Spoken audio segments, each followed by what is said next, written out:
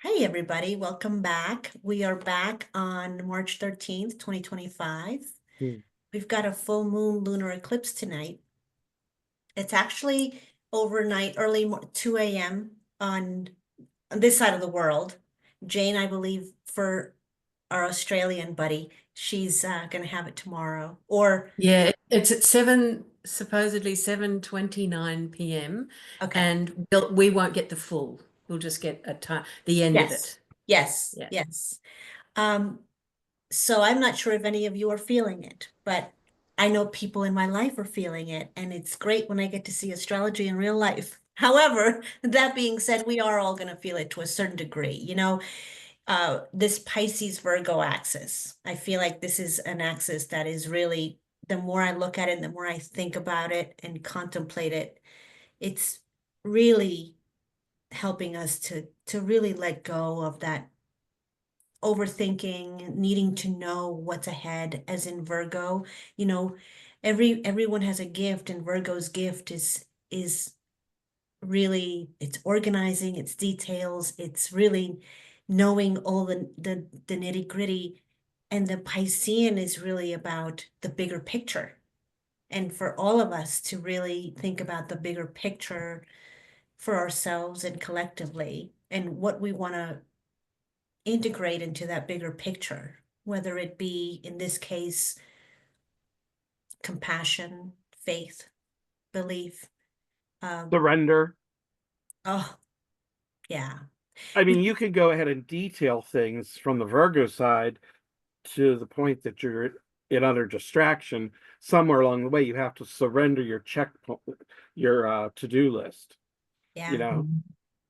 And it's, And in the past 24 hours, I've had one friend with a horrible scare in the ER being told carelessly by a ER doctor that it looks like leukemia, and another one who's on their deathbed that has oh, come to my Mm. attention.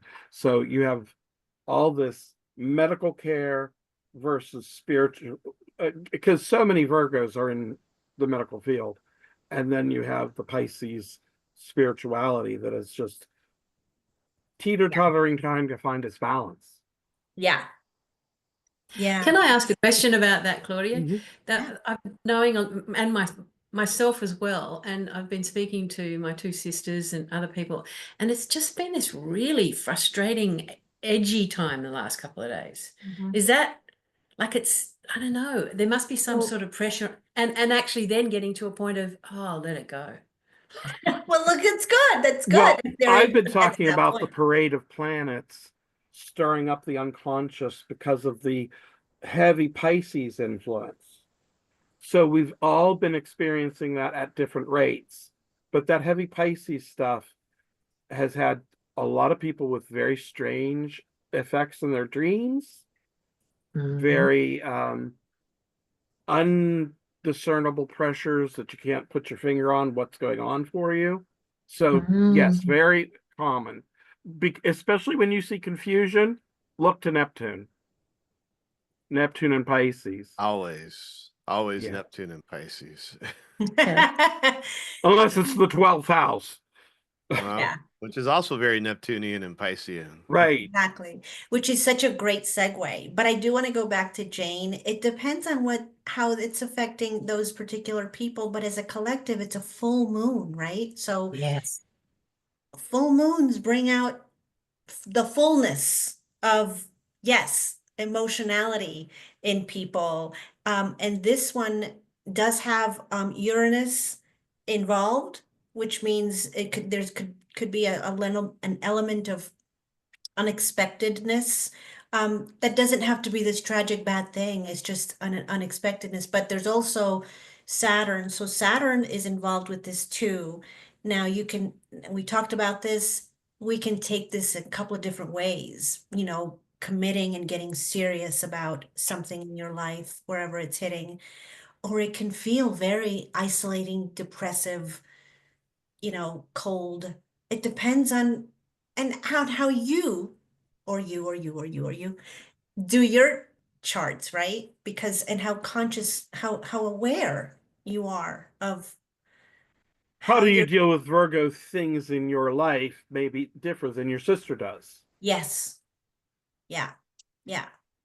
Definitely. Yeah, Gosh. it makes sense because um, even thinking about Saturn, Claudia, and I'm still on a big learning curve about astrology, but um, there's that sense for me because uh, for some reason, Saturn doesn't usually bother me, well, that I know of, but I just feel this sense that, yeah, I've had a real low period there, but I'm grateful that I can just go, okay, I'm having a low period. It's awful.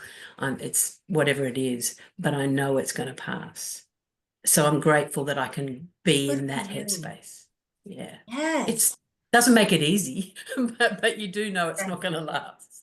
Right. Yeah. I'll tell you what, it's a saving grace because I have told many of the young people who are stressing, listen, many things that have been catastrophic for earlier generations has gone on since time immemorial. And you're just getting started.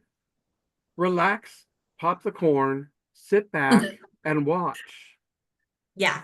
I think they need to hear that a few thousand times, Rick. I think Hmm. when I was that age and parents, grandparents, people older than me would tell me that, it's like, ah, come on, really? But I'm in it now. I feel what I feel right now. Yeah. Yeah. And it's Mm. true. It is time-honored wisdom. Very much so. Yeah. If It you is. Yeah. look even just at what you were stressing about 6 months ago, if you can remember, Yeah. it doesn't hold nearly the weight it does now. Mm. And I tell many people, give it 6 months. Mm. Mm-hmm. Mm-hmm. Things will be much different. It's not all going to be fixed, but you find resources. You Absolutely. find inner character that things you forgot you could do actually work. Yeah. And I was going to say it's also interesting for probably all of us. I don't know what it's like, but for everyone, but that I'm coming up to my birthday in a fortnight and it's always a little bit Well, the sun, weird. yeah, as you get closer to your birthday, it's your in your 12th house era. So, according to your solar chart. So, Well, I'll also add to that that you remember how your previous birthdays have gone, and you get that awareness. Every year around this time, I can expect a little something like this, or mhm. another time a year it's something else. So that's And very I nice. wonder, Rick, or I don't know what you all think. Do you think even something to do with just before you were born that you still Oh, somehow haven't, I don't know, haven't Oh, right. yeah, let there's go? internalized trauma. Yeah, Hmm. interesting. Anyway, thank you. Yeah. And Venus is retrograde in Aries right now. So, and you're in Aries, right? Yeah. Mhm. Um, And with And Neptune going into Aries, remember the special relationship as the higher octave of Venus, which I think that one of the Sabian symbols is Venus on the half shell coming out of the ocean for this okay. 0 degree Pisces or 0 degrees Aries. It's like this birthing forth, which that's kind of poignant for uh, Neptune entering into Aries. And Venus is in Aries in my chart too, at oh, Oh, around 0 to 1 degree. oh, well, oh, there's your big to do. Venus and Neptune. Everything you want is Ah, colored by the Venus okay. that's sitting there, having Neptune catch up to the natal. you're having some activity there. Yeah. I mean, I think it's going to be a very big milestone year for a lot of people, for different reasons, but we're all being kind of pushed along. I mean, literally every planet is changing signs this year. It's a big deal if Neptune went into, in a particular year. Pluto changed signs, Neptune changed signs, they're all changing signs. There is no way that our lives are not going to change in some significant way, even if it's internal, even if nobody knows, but we know. And Mhm. like I tell my friend, things happen inside us first, and then you see them out here in the world. And I think it's a massive shift. And we're all going to start feeling. And this month, particularly going into April, I think we're going to start feeling, how the calendar year starts 3 months ago, but energetically and astrologically and the seasons, that's winter. Well, in our hemisphere, Jane, but you know what I'm saying? As far as the cycles of nature, it starts in March. It starts later in the year. And so we're going to take off March and April and going into the summer. It's like we're going to go, whoa, what happened? And it's not good or bad. Some of us are going to feel it in a very positive way, and some of us are going to be met with other things. But like, I think too, it's interesting to note the elements of the transitions oh, because, yeah. I mean, coming out of a water sign, it's though we've been floating along in the pool or the hot tub. And then we go from a water sign to a fire sign, and everything's lit up. Oh yeah. Activity is a flurry everywhere. And then finally, we get to an earth sign where we can just kind of take a nap, lay in the grass, and wait for the gentle breeze of the air Yeah. to wake us up slowly. Yeah. Uranus, Go ahead, Claudia. Didn't want yeah, sorry. Having Uranus in Taurus currently and later in the year going into Gemini. Oh my God. That's going to be a very different feeling. There is a quickening that I think is going to happen with our three outermost planets. I mean, of course, Saturn's also going into Aries, and Saturn is Saturn. I mean, I think Jupiter is the only one of the outer planets that's like it's changing too, is going into Cancer. So we'll have a little bit of water, but what I'm thinking of is like the last time we had the three primary outers, Pluto, Neptune, and Uranus in air and fire, I think wasn't it the late 90s? I think it was because we had Pluto in Sagittarius, Uranus was in Aquarius, Yes. Yes. and I think Neptune was also in Aquarius too around that time. Yes. So yeah, so air and Yes. fire. Yep. Yeah, That's so true. That's very different feeling. And yeah, you're absolutely right. So yeah. it's something to consider how those just the elements, even if you just look at that right there and Oh Mhm. don't yeah, complicate it with anything else, that yeah. in itself tells you, and even going into Jupiter is going to go into Cancer. Jupiter is going into Cancer, but it's a cardinal sign. So it's still watery, but it's not Pisces, and Mm-mm. it's not Scorpio. So it I don't know, the whole thing, and I think this is a setup for next year. And Mhm. by setup, I mean we're just starting this time of kind of like a shakeup, but for all of us down the line to kind of Preview, see, yeah, we preview of we coming needed that attractions. shakeup. Yeah, Yeah, it's like people that are on boats have to get their sea legs. But when you're dealing with all this 1-2 punch of the stars, you need your star legs where you gotta, or your mind to go ahead and focus on what is it that we're dealing with because the punches will come out of nowhere. yeah. Got to do your work. So let's talk about Neptune going into Mhm. Aries. But before we do that, Rick wanted to pose a question to us that we want to think about as we have this conversation of Neptune going into Aries, or just Yeah. Neptune in general. So Neptune is such a slow moving planet. My suggestion is consider where it is in your chart, what you think about it, how it affects you, anything you've noticed in your lives as you have experienced Neptune transits of any sort. And if you go ahead and think of your chart and just advance Neptune 3 signs And imagine whatever's went on at that time, which would have been somewhere around the age of 42. You're looking at something that could even be revisited now, because going into Aries, Neptune is taking a push forward. Now it's going to go get active. It's going to be martial. It's mobilized.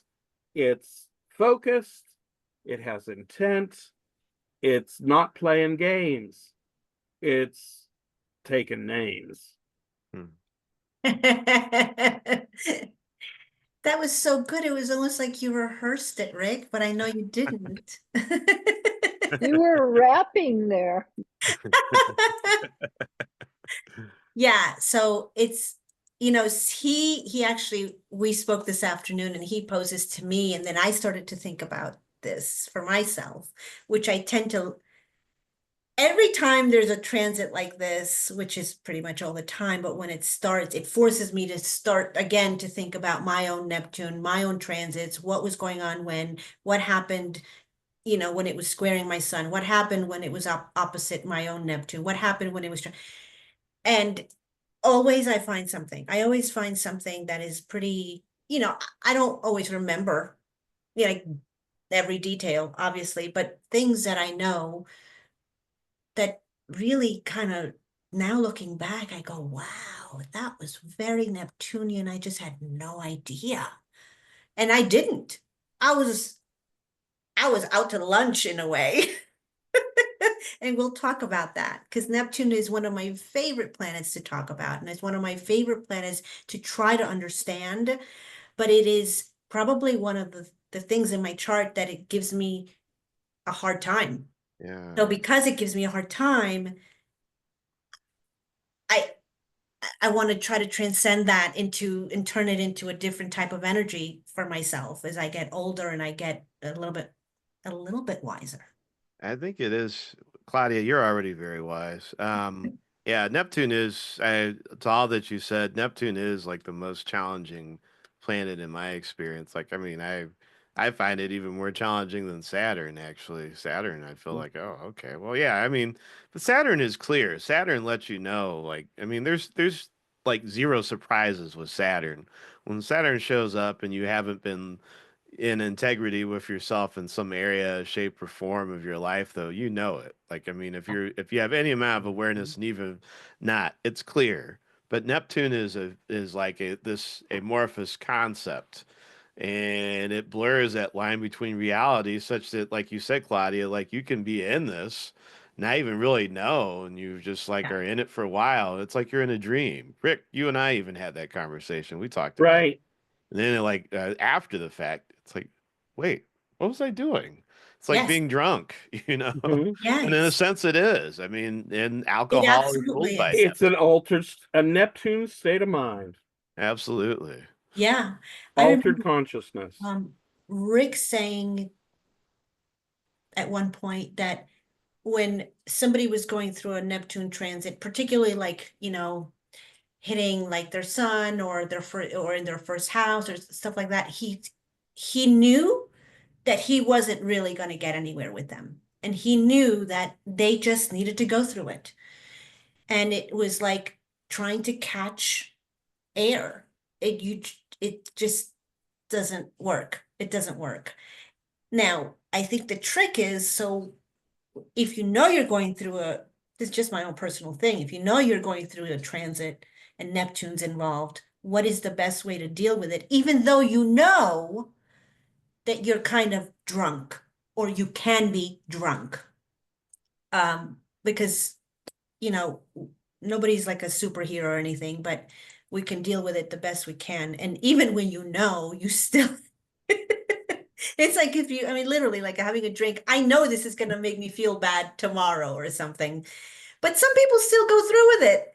And uh, this is why it can be such a highly divine planet because it takes you into another part of yourself, which is connected to super consciousness, to God.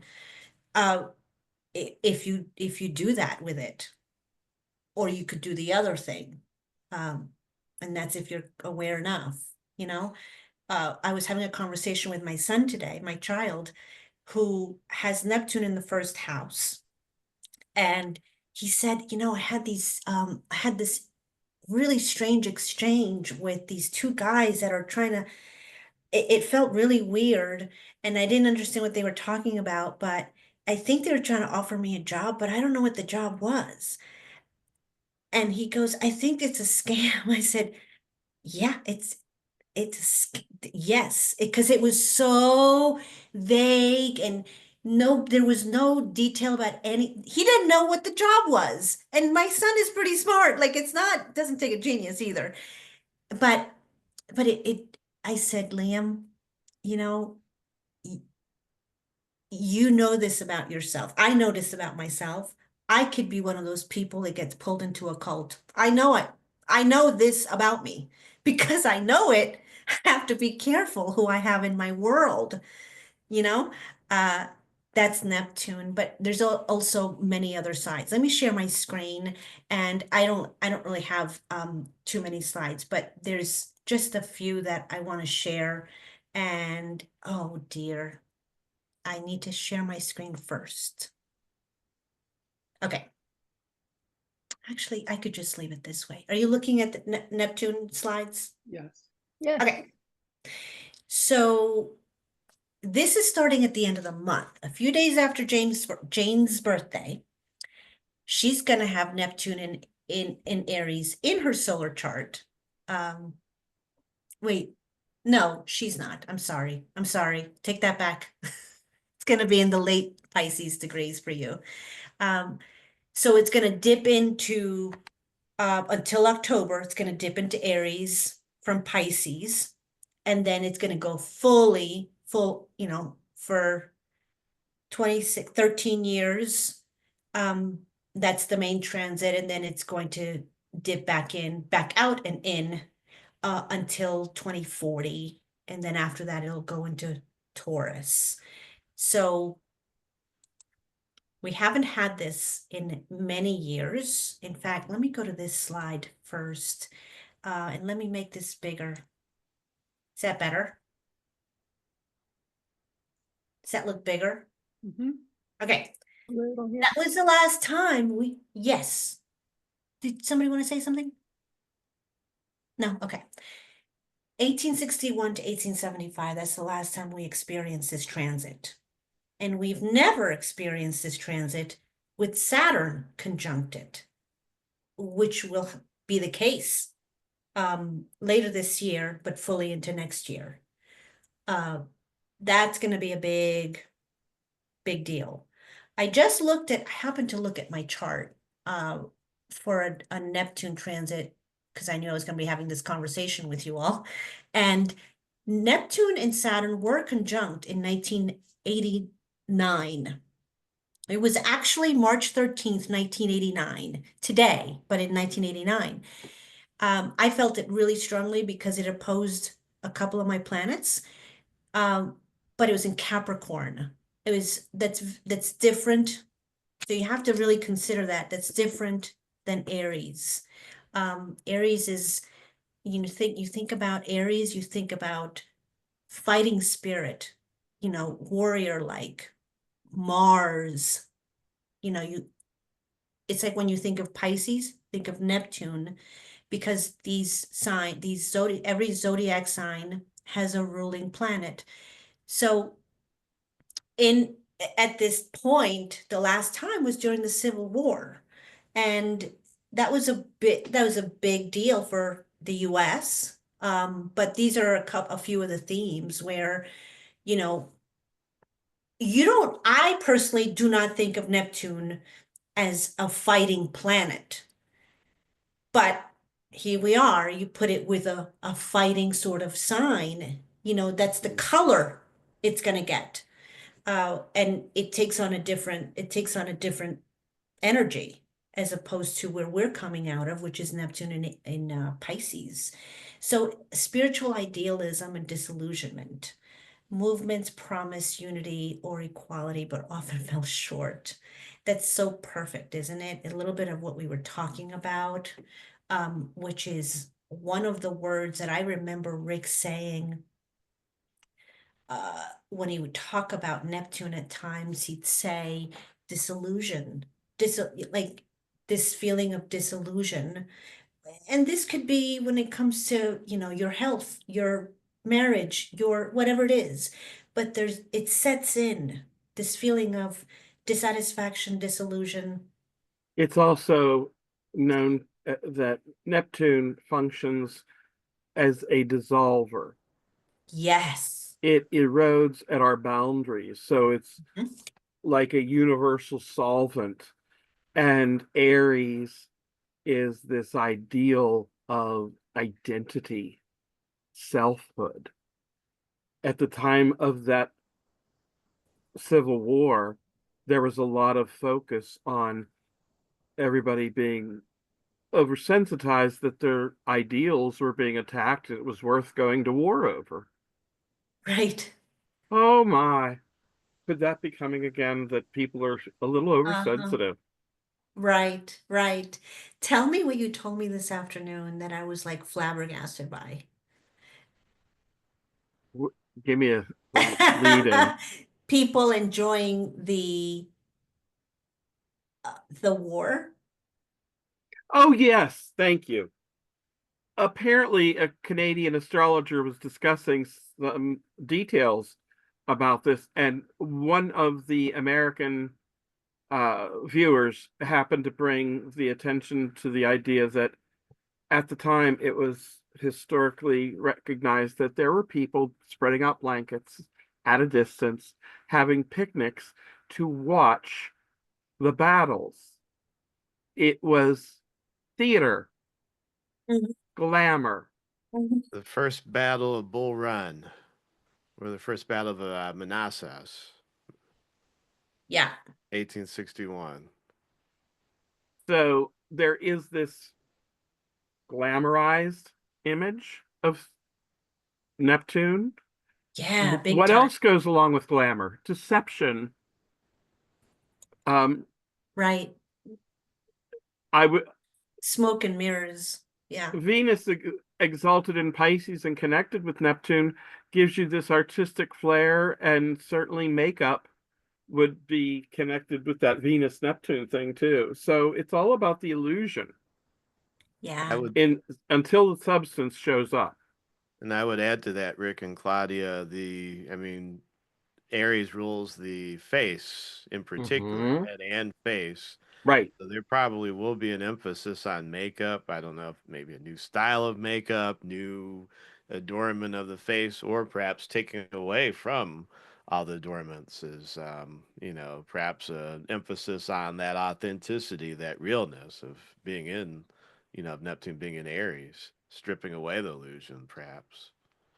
Well, and it may be curiously interesting to see if any of the fashionistas have anything to say about the color palette for spring.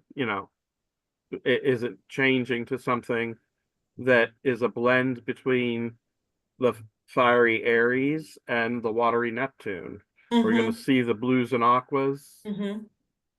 Who knows? I was just thinking maybe someone well known in America might have their makeup taken off. We're talking about a male here. Oh, Oh, yes.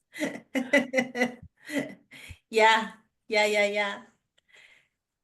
I, it is I'm telling you, this is such an interesting energy and this is such an interesting planet. Uh, and the more I understand it, the more I sometimes think I don't actually really understand it, which is very Neptunian in and of itself. I still don't mhm. understand it, Claudia. I'm just starting. I remember Rick D suggesting that, I think it takes a high level of spirituality to begin to grasp and comprehend Neptune. And Yeah. really so much of it is letting go to what you think you know. Because if whatever it is you think you know, Neptune's going to show up and really challenge you Yes. to, Yes. to let go of what you think the earth is, what you think the ground beneath your feet is. Right, right. It's it's almost like the opposite of being in, in this human body on this physical earth. It kind of challenges that in a way. Go ahead, Erica. What you said just made me think of the tipping point. I've been reading The Revenge of the Tipping Point, Malcolm Gladwell's new book. He wrote The Revenge of the Tipping Point about 20 years ago. And he shows in part of it, how people become changed when they move to different areas, Mm-hmm. completely changed. Mm-hmm. And it's almost like they've been submerged in a larger amount of this Neptunian force, and it's kind of melted who they are. And now all of a sudden they've become part of this other group that they're living Wow. amongst, and it's changed them in very major ways. Wow. So they found, I think they did a study, and um, I think 30% was just the right amount where, everyone could keep their own identity without anyone taking over or the other one. They were doing experiments with that in housing back in the 50s when people didn't want to have unsegregated housing, and they were firebombing Yeah. Black people if they bought a house in a white neighborhood, and they were trying to, they started a new neighborhood where you had to agree that this was the deal, and they would only have 1/3 um, of white people, 1/3 Black people, and 1/3, at that time it was Asian people, because there weren't as many Hispanic people. Mm-hmm. And you couldn't live next door to someone of the same race as you were. And it worked. I mean, everybody became great friends, everybody supported each other. And meanwhile, in other cities and towns and states, people were hating each other and couldn't get along. And it's just something about, that perfect balance Right. where they could still be themselves, but not feel like they were being overtaken by the other one, and then lose their own identity, and then feel like they had to leave. And they've done that in colleges too. You talked about the process for admission to college. They were trying to prevent a school from becoming all, Anything one specific. type of student. Like Columbia became all Jewish. Uh-huh. So if you weren't Jewish, you didn't want to go to Columbia. And how they were trying to balance that. And then recently the Supreme Court just took that away, but they mistakenly did it because they forgot about how they are allowing people with a family legacy, or Mm-hmm. they're really good at sports, and how that tips it anyhow. So there's no real equality. But that made me think of Neptune and how you can just dissolve Dissolve. and change just because the proportion, I guess it's like mixing a drink, right? Mhm. It's half tea Just and the it's half, right. what is that? Lemonade Lemonade, and it's like for an that Jack Arnie Palmer. Nicholas drink. Who was it? There was you're making me think of something here, Erica, and it was another astrologer I was listening to. And it may have even come from us though, but something about how Neptune is essentially Jupiter escaped from boundaries. Oh. Jupiter being, I think back to the Pluto and Sagittarius era, which of Pisces and Neptune are the higher octaves of Sagittarius.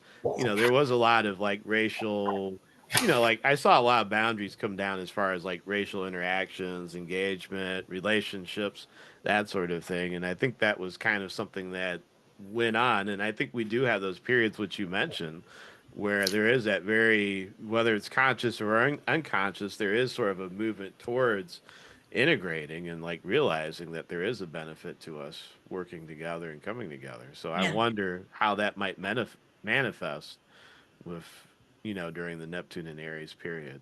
yeah. I'm encouraged by the fact that this will be trining um, Uranus and Pluto at different times. So those energies are, there's an opportunity for all of us, and we could possibly use it to our betterment. We'll see how it goes. Uh, but I in other words, they're not at odds. Interestingly, I recall long ago someone speaking about movies being the dreams of a culture. Mm, And it's interesting to look at some of the movies that are coming out. How can we might want to pay attention to them and look and see how are they reflecting our times. Neptune is considered, big cinema yeah. and novels, romantic novels could easily be a part of it. Aries is going to be a wonderful time for people to go ahead and consider writing that book they had within them that they've never gotten to. Yes, yes. And maybe the film industry is going to be doing some new things that we've never seen before because, you know, Aries is pretty bound they they're good at beginning things that Mhm. nobody's ever done. Uh but the cinema in general, because I think that industry, and I used to be really all about this and I'm no longer, not because I don't like it, just because I guess my taste changed. So I don't really look at movies or like mainstream stuff, but the industry has changed a lot. And especially after COVID, it's changed a lot. People used to go to the movies a whole lot more than they currently do. Yes, they still do, but it was a different There is a large loss through the big past time. 5 years. And with the, with Netflix and Hulu and all those things, it's become a different thing. Going to the movies used to be a different, it was like traveling. Remember when people used to travel and it was like an event and people got dressed up and now that is not the case. So it'll be interesting what happens with that industry as well. And um a few other ones, that are the more artistic ones. So these are some of the words, and these are just some of the words. They're not all, this planet is there's a lot more that we're not going to talk about tonight just because we won't, There's you too can't many. really, yeah. Um, and this is why I love Rick's question in the beginning. So for those that just joined us or that joined us in the last few minutes, Rick raised a really good question at the start of our conversation tonight, which is have a look at where is your Neptune in your chart and how do you experience your Neptune?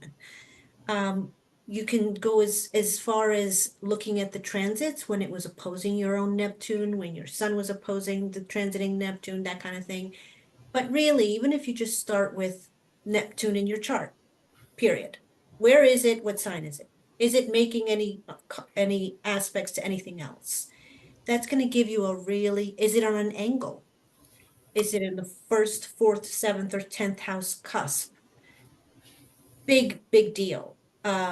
So I would encourage you to really, this planet can tell you so much about yourself and your spiritual growth, and perhaps where you are really kind of being your own blind spot.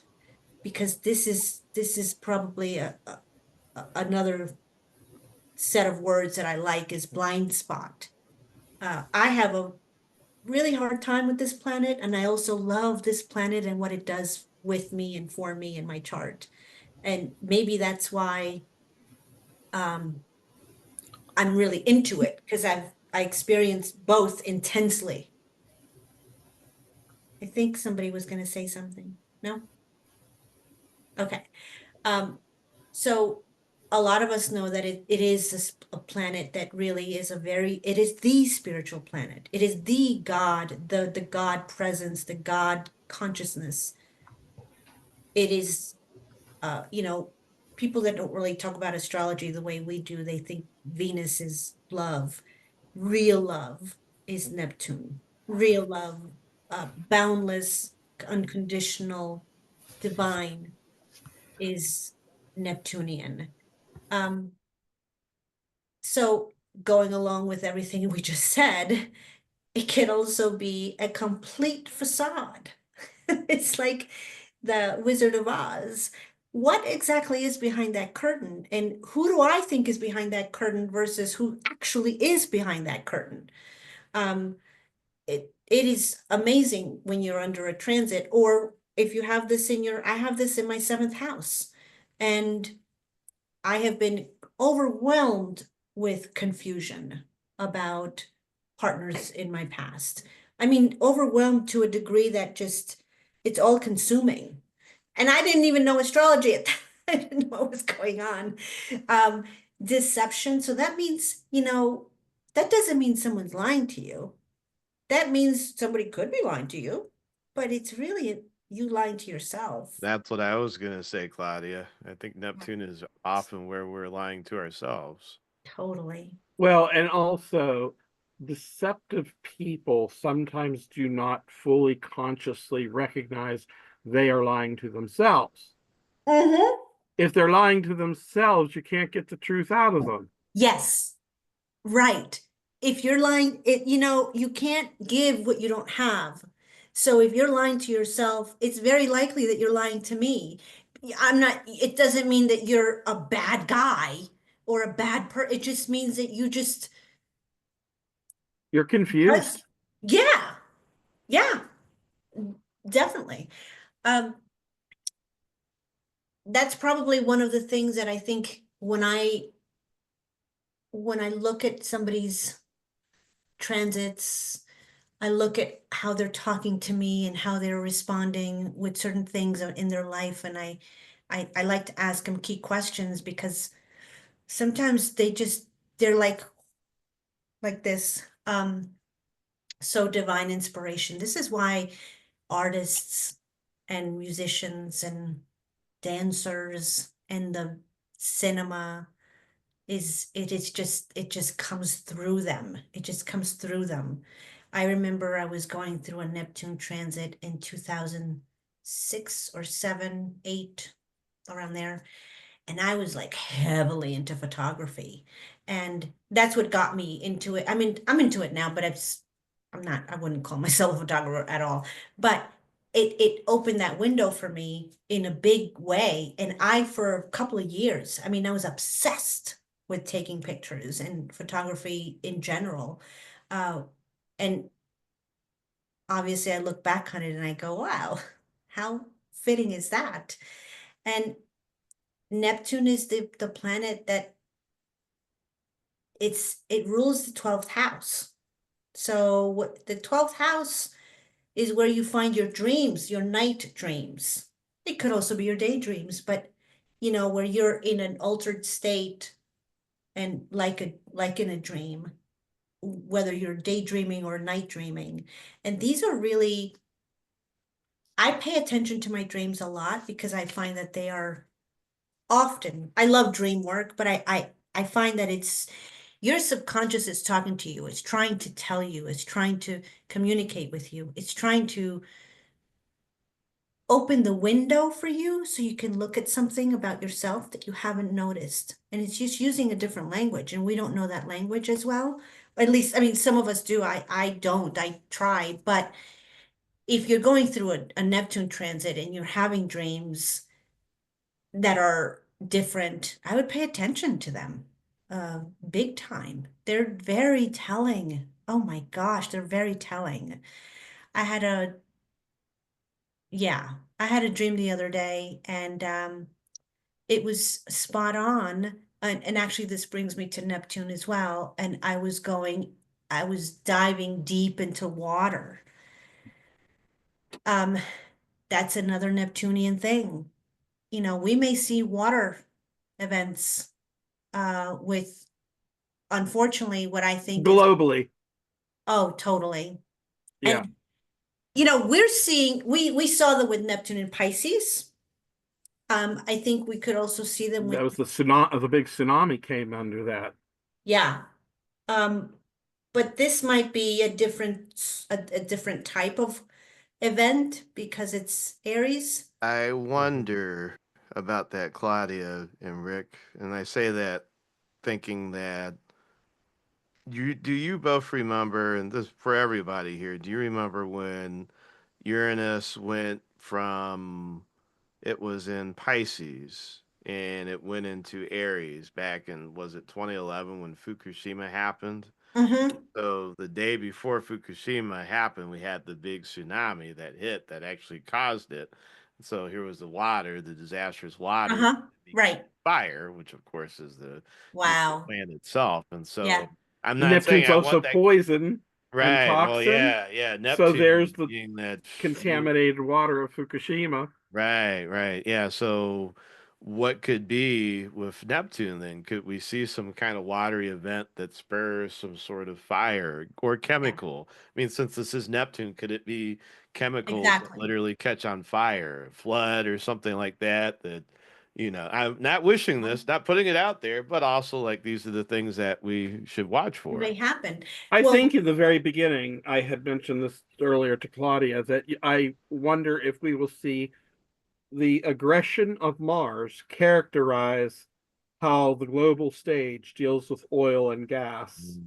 because it is chemical and would come under that, especially if there is negative Pluto connections in any way, shape, or form, which deals with the resources of the Earth.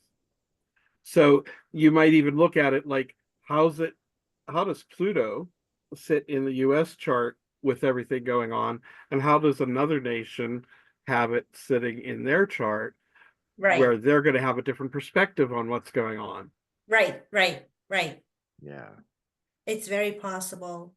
It is, you know, Aries is the it it kicks butt. It's got some wonderful qualities, but it kicks butt. It is ruled by Mars, so it doesn't hold back. It doesn't do things halfway.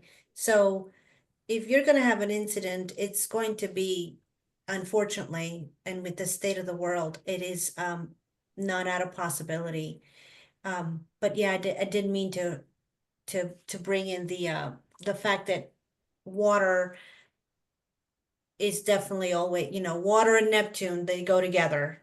I remember my daughter was going through a Neptune transit, I think it was a square, and and actually I had this too.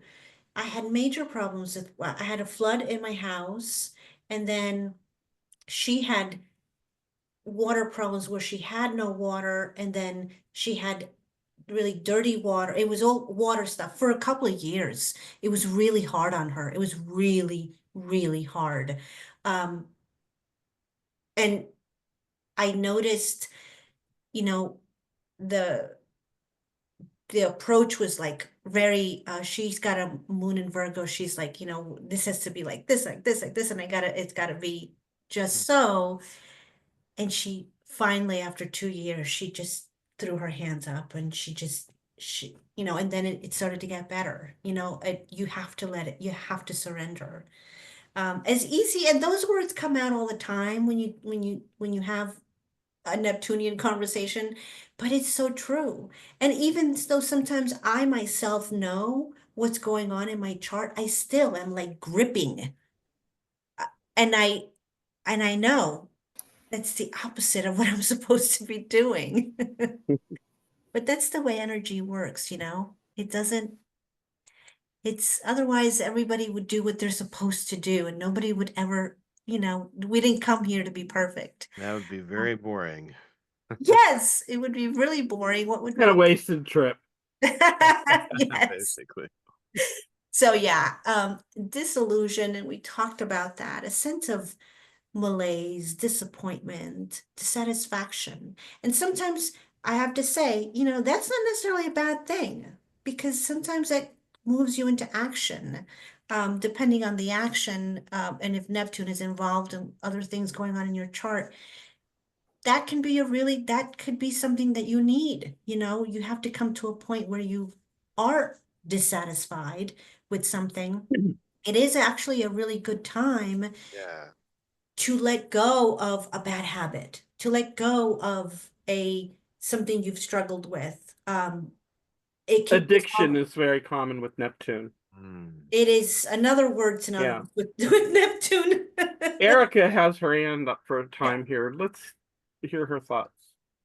I just remember when I was having what seemed like vertigo and I went for so many tests, it just Mhm. came over me and it just continued. I had to go to the emergency room because I was so dehydrated. I was so dizzy constantly. They x-rayed me, they did eye tests, ear Oh, tests. that's terrible, Erica. I've Nobody been there ever too. found anything. Yeah.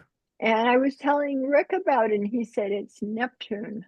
Mm. Oh, He looked at my 100%. chart and Spot I got on. hit by Neptune. Nobody ever knew what it was. And then it went away by itself. And I still As don't know what it was mysteriously other as it than got in. Neptune. Yeah, Yeah. Yeah. Thank Neptune. God it was Neptune and 100%. nothing else, right? The I other 100%, guess. Erica. So the other interesting thing, Erica, would be to take a look at that time and see if you can't possibly look at the spiritual experiences that were happening at the very same time.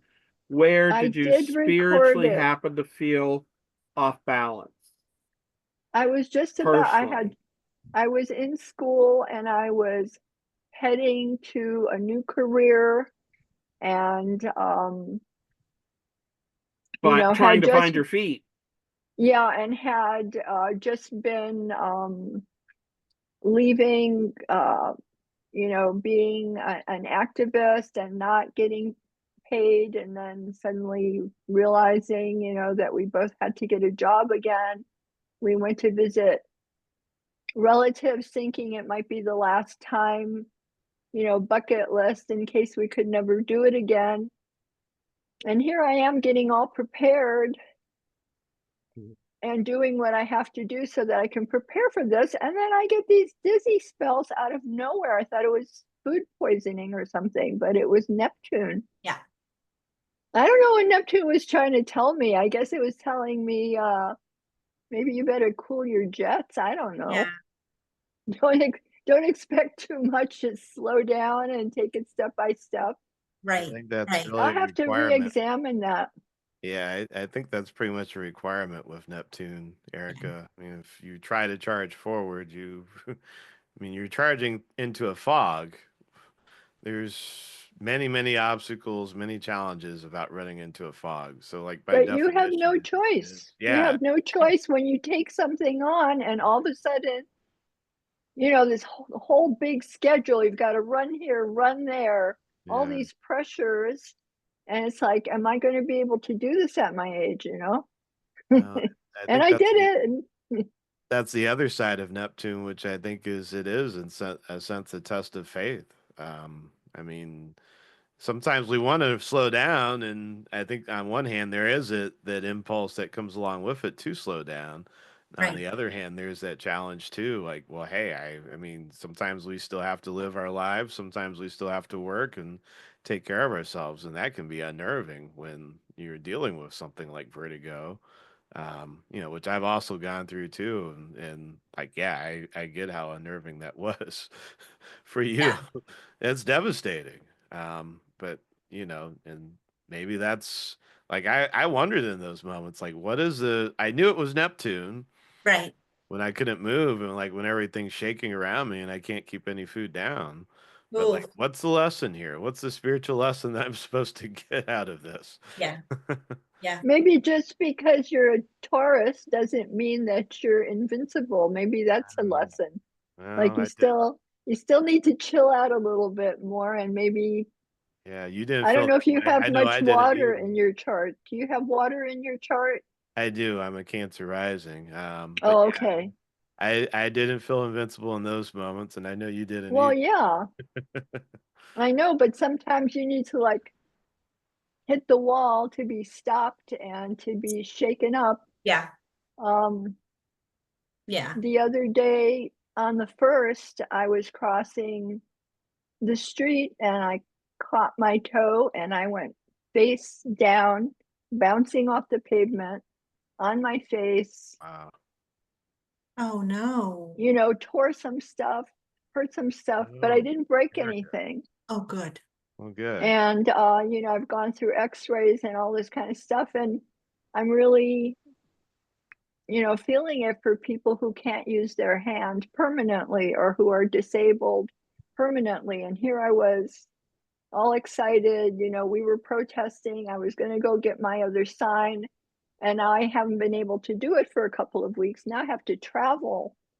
On Monday, we're going to North Carolina, and suddenly I'm like, person with one arm, turn everything only with one hand. I can't turn the doorknob. So once in a while, you need to get stopped, maybe, to realize Yes. that you're a human being with certain limits, and don't have your head too much in the clouds. Keep your feet on the ground, and be patient, I guess. I don't know. Yeah. And be patient. And I think sometimes also, I think we need more rest when we have these transits too. Neptune in particular. Neptune is also synonymous with the 12th house, which is where you rest, is the place of isolation. Isolation doesn't it isn't necessarily a bad thing. If sometimes we need it, and sometimes it's that soul soup that you need um to go back before you go back out. My So I want Neptune's right on my ascendant. So it's like very close to the 12th in house, but it's between. also in the Yeah. first house. Yeah. So I do want to take a minute. I do want to take a minute and ask all of you how you experience your Neptune in your chart, if you're aware of where it is in your chart. I know that Jane had mentioned some familiarity if she had, and I think she was looking down as though she had a copy of that handy. I If you'd do. like, so Yeah. self-disclosure doesn't even require us to go ahead and put the chart up with you. Thank you. I was just going to say my Neptune is at 150, so nearly 2 degrees of Scorpio. I don't know what that means, but and it's in my 10th house. It's close to your 10th house cusp. Mhm. But Yes. it's in your technically in your 9th house. So Neptune in Scorpio, I think, is a really I find it a really So it's in conjunct your Venus. oh, it's 0 degrees. Yeah. I love when people have 0 degrees stuff because I don't see those too much. Right. But this, you probably quite, I mean, idealism is one of the words I'd probably use for you. Idealistic. Yeah, true. Yeah, You, you Neptune. know, I would imagine with Neptune being in conjunct your Venus at that point of Aries, that once Neptune transiting Neptune, slow as it is, catches up to your Venus and goes into Aries, you personally may be having a little bit of oh, this is what I was supposed to be getting. There might be some awareness, maybe you'll dissolve the illusion and the confusion, instead of having it confuse you, this may bring you clarity, because the Oh, in conjunction is a strain of unbalance. There's nothing familiar. There's no quality or element that is similar between the signs of Scorpio and Aries. The only thing remotely similar is the rulership by Mars. So you may very well find that to be giving you clarity in regard to your desires. mm. Oh, I know. I say, Rick, that there's been real confusion in that area. So I bring on clarity. Well, that could explain your Oh, previous week of Yes, wonkiness. yeah, yeah, yeah. It may be related to you reviewing a lifetime of waiting to get some clarity. yes, Yeah. yes, very much so. Thank you. So knowing that your Neptune is in the ninth house, now you know where Okay. this this interest in spiritual topics comes from, you know, Jane? That's Yeah, that can be very, that's so that's interesting you say that, because the chart I've got here, maybe it's the way I've done it. It's saying it's in the 10th house, so ninth house. That makes more sense. yeah, I'd be interested Yeah, to what see was your that? take on it. And maybe we should talk offline about it, because Yeah. looked at your Okay. chart before, and you live in Australia, or you were born in Australia. So sometimes, like, I find with certain places, depending on where you get the chart, it's a Yep. little bit, it's a little bit, Yes. and I'm not saying that Askew. this is right. I'm not saying one is right or one is wrong. We'd have, No, yeah. Well, and I'm with two, you on that. some of the issue with that can frequently be the reuse of location names. So there Okay. could be a name of the location that is similar, and maybe something is off in uh Claudia's record. Or maybe you mistakenly picked a similar place, thinking, oh, that's it, and then maybe it actually belongs in another Yeah. location. Because I Good know point. uh having a lot of charts in Pennsylvania and having to look at Mount Pleasant. There are 6 Mount Pleasants in a Pleasant Valley in Pennsylvania. Everybody thinks their mountain's pleasant, but the other side of that is that names get used a lot. Yeah. In this country, we use the heck out of Washington. It's all over the place, Ew. Mm-hmm. you know? Well, thank you, Claudia. I'll talk to you about that another time. Thank you. Yes, yes, yes. Be So, lovely. John's chart is handy. Mm. John, let me first ask you, how do you experience your Neptune, your natal Neptune? I think I mean, it definitely shows up in is you can see, everybody can see it's in my sixth house, and I think I do have a very service oriented approach. Um, I think many of you also know that I currently work in prison education role, which I always kind of wondered if that might show up after a while, as I came into more understanding of my chart. But yeah, very Mhm. much a sort of, um, work always feels like a sacrifice, and not necessarily in like a bad, negative, self-flogging way. I Yeah. think I have gravitated towards those things. Like, I knew at an early, I think pretty early on, that I wanted to be a teacher and educator. And so I always had this sense, I mean, Neptune and Sagittarius, also wanting to give back. And so I did seek out education, and I sought out teaching and, educational roles. And I did work in the corporate world too for a little bit, but I didn't find that rewarding. It was drudgery. It was awful. Yeah. But the work I did in education and continue to do, I think I can spend an endless amount of time doing and never truly get tired of it, even if individual situations are difficult. Mm-hmm. But I Mm-hmm. do feel that like there's like an endless kind of a fire there. Maybe that again, that's the Neptune spirit.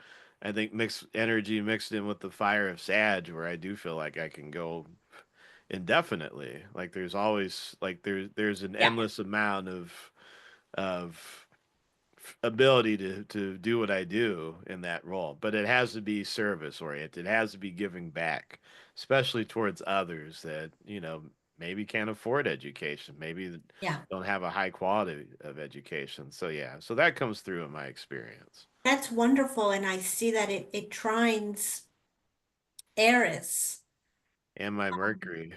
Yeah, and Mercury, which makes so much sense to what you're saying. So you get some definite support there, you know? absolutely. Yeah, I feel like I do have a way of communicating, which I can tell the Neptune there. Sometimes I wouldn't say it makes me foggy.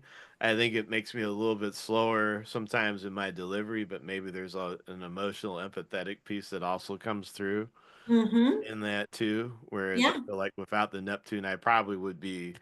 I think maybe I would be throwing bombs with, with what I say. And it would be untempered by the kind of Neptune Yeah. empathetic approach to things. So it's a nice So trying to have. if we look at John's chart, um, we know that he's a Taurus sun, right? Yes, very much. But his Neptune is going to trine the Neptune that we're about to go. So Neptune in Aries is going to trine his own Neptune. That's a very beneficial, Uh, easy, harmonious sort of energy to have. Whereas not everybody's going to have that. The Neptune in Sagittarius people are going to have a Neptune trine, uh, which will be which will be nice. He may feel it in that area of his chart. Um, but then again, he's gonna have a square to his Aries, to his Jupiter, um, to any of the cardinal signs. So, we don't ever just have one thing going on. We have yeah, a I series of things going on. I have a dear friend who I actually haven't talked to in a while who, practiced astrology for many years, Claudia, and she said for whatever reason my chart was just set up that way where, I might have I was going through, in 2011 I was going through Pluto on my moon, which was, about as gnarly as as it can be. Yet I Yeah. also had this trine to my sun. And she challenged Oh, me, like, well, what do you do with something like that? Like, I mean, of yes. course, yeah, internally you might be feeling awful, but externally, in terms of your ego, you will probably be achieving something, which I did. I mean, in terms of career, I was, I had some bumps in the road, but I think I was mostly on track. But I was Right. going through a divorce at that time too. So yeah, it's like, what do I do with that Neptune trine? Hmm. I'm sure Hmm. that I will probably have some creative expression of it. I think my work will probably reach some kind of a peak. I would imagine also Neptune being at the top of my chart, but then, what am I going to do with that on a different level? Neptune opposing my Pluto on top of that. Yeah. So Well, I maybe, think this Neptune transit that we're coming up on is a real opportunity for um, people for leadership, spiritual leadership. You may or may not use it that way because yours is in the sixth house, but I don't think it necessarily limits you. People who are ready and have been kind of, I don't want to say elevating, but kind of cleaning their own consciousness. Uh, I think this is going to be a time for them, a time for them to actually become leaders in their own little way. You don't have to be, and we can do that in a good or bad way, right? I can be the cult leader, or I can, do this with you guys. Or, we can do whatever we want with that. But it is going to, I think people are going to rise, uh, with I this agree. series. I Yeah. agree wholeheartedly, Claudia. Yeah, thank you. Yeah. Thank you for this. Yeah. So, hi, Linda. Good to see you. I forgot let- it was Thursday. Oh, that's all right. I forget every day. I'm on spring break, so my brain is on Oh, vacation. so you really are on vacation, I like really, brain really, wise. Good for you. I needed it. Yeah, I bet. So Neptune and Aries. So okay, let's ask you how you experience your Neptune, and it's relatively close to your sun. Well, you know, Rick D and I used to talk about this all the time because he felt that the sun being in between Neptune and Saturn, Mm-hmm. the 11th house in Libra of all things, he always asked me that, and I don't really know sort of how to talk about it. It's um can I I I say that Saturn would give your sense of justice and right and wrong and fairness a more something closer to austerity, seriousness. Neptune would make it more empathetic and understanding, well, I mean, but also emotional. and I'm a Libra, so I'm doing this. I mean, I'm getting ready to put the hammer down on a bunch of kids in the midterm who turned in artificial intelligence essays rather than Oh boy. papers. As So opposed to their own work. yeah, as opposed to their own work. But but let me put it this way. I have devised a way to make them sorry for that. And it's not about failing them, but they're going to be sorry they did it. And they're going to have to take it on seriously in terms of their ethical side. uh On the other side, I didn't fail all of them yeah. because I just see it as a teachable moment. So it's like on the one hand, I'm coming down hard on them, and on the other hand, I'm saying, okay, we have to learn from this. Right, Yeah, right. so Saturn is the iron fist and Neptune is your velvet glove. That's right. Exactly. Sort of. I mean, that's one way to put it. I also think the other thing about Saturn is, I have like water, Scorpio rising, Scorpio moon in the first house. So I can be pretty watery. And then there's all those planets in Libra, which is, air. And so sometimes I think that, you know, that my favorite planet in my chart, aside from Jupiter, because I'm so lucky, and Jupiter is very helpful in that way. But I like Saturn a lot because I feel like Saturn is like my grounding planet. It's like Yeah, my it's like my bottom line. Everybody, you gotta you've got to follow the rules because I'm in sports. You don't cheat. You follow the rules. yeah, You do what you're supposed to do. Rule of law, very important to me. All those kinds of things. But on the other side of it is that the thing about Neptune is that takes that grounding out of the earthly realm and puts it into a more, you know, universal realm or spiritual realm. I mean that the sort of law and order thing is also about, things that aren't like codified, like not school rules and all that sort of thing. So I don't know. yeah, I mean, Rick and I talked about this almost every time I had a reading, and he had me reading things about it.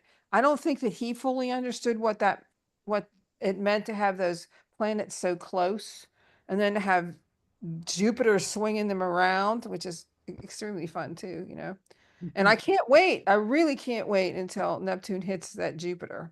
That's going to be like big fun. yeah.